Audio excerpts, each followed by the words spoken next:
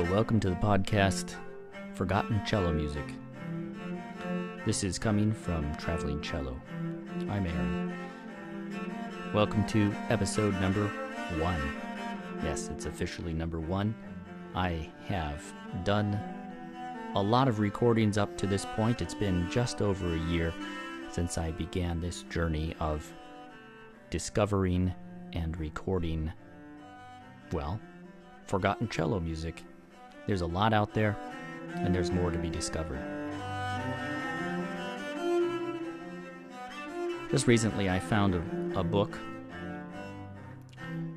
entitled in German, auf Deutsch, Violoncellisten der Gegewart, in Wort und Bild.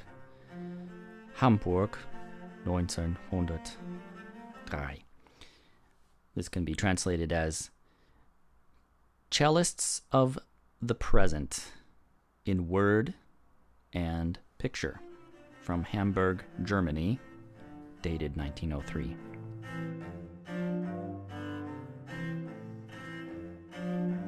This book is incredibly eye-opening to me, and it just backs up my claim that there are actually many, many pieces, thousands probably, maybe even thousands of cello pieces extant.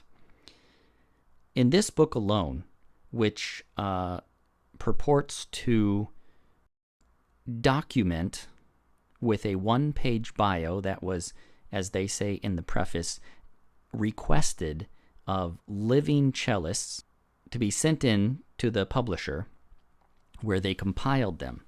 Now, the book is a total of 198 pages. That includes the cover. And if you subtract the 4 pages that are not biographical or picture pages, that leaves 196. But since each cellist encompasses 2 pages, a picture and then a 1-page bio, that number can be divided by 2. So 196 divided by 2 equals 98. That's 98 bios of living cellists in 1903. And then at the end of the book, the publisher goes on to say that they requested bios of 16 additional cellists who either declined or did not send in their information and picture soon enough before the publication of the book. That brings us up to 114 cellists that could have been in this book. Had they simply included goltermann, who died in 1898, just 5 years prior to the publication of this book, it would have brought the total to 115. Now, I'm astounded by this. I went through page by page of all 96 bios included in this book, and briefly read some of the biographies, some cellists that I know better, like Klengel and Schlemüller and Grumer, and a couple of others.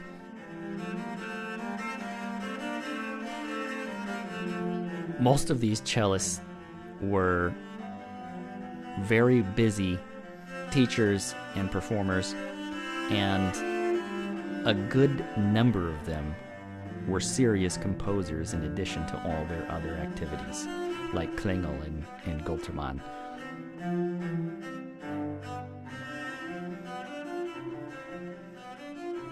It's just another piece of information that backs up my claim that cellists don't actually have to be downtrodden. They don't have to feel sorry that there's nothing out there. Or it's just to be expected that there's not as much written for the cello in comparison to violin or piano. I mean, more people play piano, more people play violin. Okay, it's just the math. More people play those instruments, so of course there will be more pieces written. I'm astounded, quite frankly, by how many pieces there are for cello. In the future, I'm going to be taking some excerpts from this book, Violoncellisten der Gegewart in Wort und Bild. It's all in German, and so I'm going to take this opportunity to brush up on my German and probably quote directly in German and then translate to English, my own translation. Please enjoy Forgotten Cello Music. The opening and closing music that you hear is a cello duet written by James Hook, an English composer from the 1700s. Thank you for listening to Forgotten Cello Music.